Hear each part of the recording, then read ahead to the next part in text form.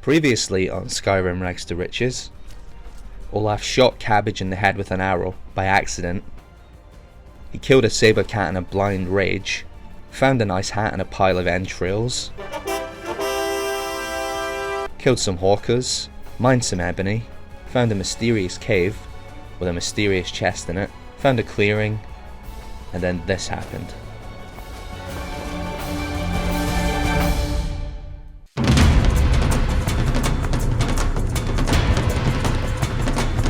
So the latest monster that Olaf has angered is the Ice Wraith, a weird ghost-like snake that spits out freezing ice. So we adopt the usual method of dealing with monsters: we run. We think briefly about fighting these things, but the idea of defeating one with the bow and arrow, and with Olaf's meager skills, seems unlikely. Some wolves block our path to safety, but we manage to take care of them in the usual way, an arrow to the ass. We sprint back to Windhelm, to the safety of the city walls, and back to Candlehearth Hall.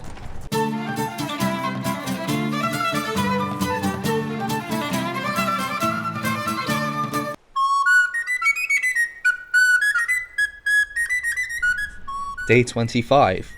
We decide to get away from the frozen north of Skyrim. We head back past the marital home, but we forget to say hello to the missus. She's probably fine. We head deeper into the wilderness, and we are almost toasted by a stray fireball that was cast by a flame atronach. We just decide to give it a wide berth, as usual. There's no way we're fighting a flame atronach. We spot this mysterious cave, but the impaled bloody bodies outside are a clue to avoid that area altogether. As we're going through the wilderness, we pick up a lot of pelts, which we will craft into leather and sell. So it's not just aimless wandering, we are making a profit. Then we find this place, Darkwater Crossing. We do some farming in Darkwater Crossing. Then we discover a mine, a corundum mine, golden rock mine. We mine some ore inside. On the way out, these hired thugs say that we're going to teach us a lesson. We're here to teach you a lesson. And an attack. Now this is the first time where we've been really backed into a corner, so we decide that we're going to have to kill these guys in self-defense. Because the guards around here aren't helping. Olaf managed to kill them with some arrows. We take all their stuff, and there's a contract from someone called Boar, who we later found out is from the ebony mine from last episode. We must have picked something up by accident that was marked as owned, and so it could have been anything. Knowing this game, it could have been a fork or a pickaxe or anything. We decide to dump the bodies in the river because, you know, there are kids roaming around this mine. It doesn't seem right to have a load of dead, naked bodies lying around.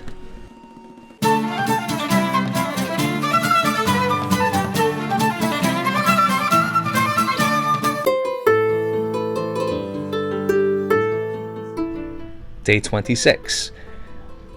We head back to Windhelm because we sort of done a loop when we were exploring the wilderness, and we sort of turned back on ourselves, so it was a wasted journey really. After we sell all the stuff from the hired mercenaries, we're looking pretty good in terms of gold. We buy some arrows, then take the carriage to Falkreath. Falkreath is a pretty miserable, rainy place, but hopefully there's some work here. So we start off with some farming, pick some cabbages, chop some wood, the usual. We find these ruins as we're exploring around outside Falkreath, and rather foolishly approach them. A couple of dead bandits. We raid their pockets and take their stuff, whilst narrowly avoiding the death at the hands of a Spriggan.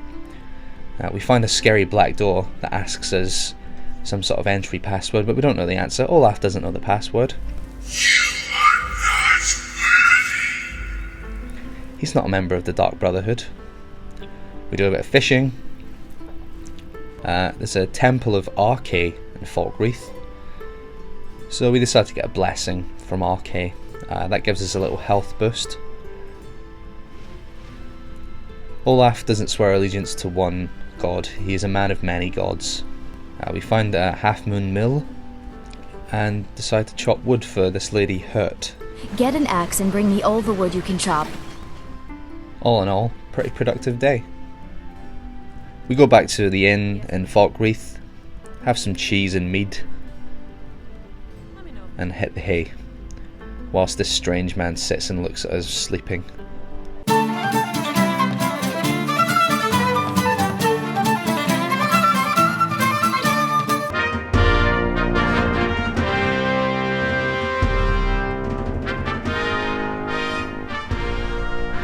Day 27. Now we decide to head into the wilderness around Sovngarde and try and find some game to kill or something, and we discover this caravan which looks to have been besieged by monsters or worse. There are no enemies left, just the burned corpses of the victims, so we take their bone meal. Olaf can use that for something, maybe a bit of alchemy. There's a chest with a little bit of gold in it. Not bad. The wolves nearby are perhaps the culprits, although that wouldn't explain why everything's on fire. Maybe they're fire-breathing wolves. We spot a fight in the distance. Seems to be a necromancer fighting a couple of bandits. So we drop to our knees and hide and wait for the scuffle to end.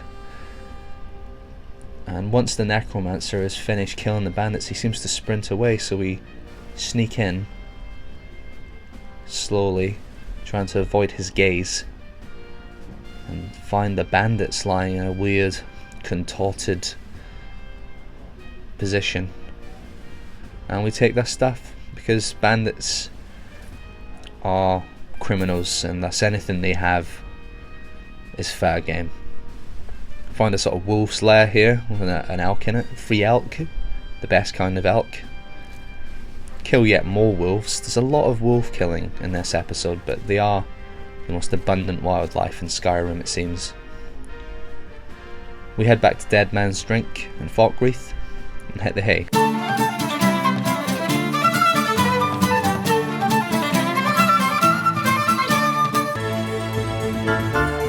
Day 28. Whilst exploring, before we go exploring rather, we sell our stuff in Sovngarde. Make a tidy profit. We're almost at 10,000 gold now. We decide to head towards the throat of the world, which is the giant mountain at the heart of Skyrim. We fight a few ice wolves, which are a lot tougher than their non-ice counterparts. We spot this guy, who seems to be dressed in a variety of different armour types, next to a lot of dead bodies, which is slightly suspicious, and he attacks us, so once again we're forced to resort to self-defense. Without Cabbage here, we must fight back. We loot the bodies. There's a guy with a name here called Balbus. Not sure why he's dead, perhaps it's part of a quest, but we won't be getting involved in that. Quests are not why we're playing this game. So we head towards the throat of the world and we reach Ivarstead, a little hamlet at the base of the mountain. The Dragonborn would pass through here to see the Greybeards, but that's of no interest to Olaf. He doesn't even know what the Greybeards are. This fella, Klimek, asks us if we want to deliver some supplies to the Greybeards.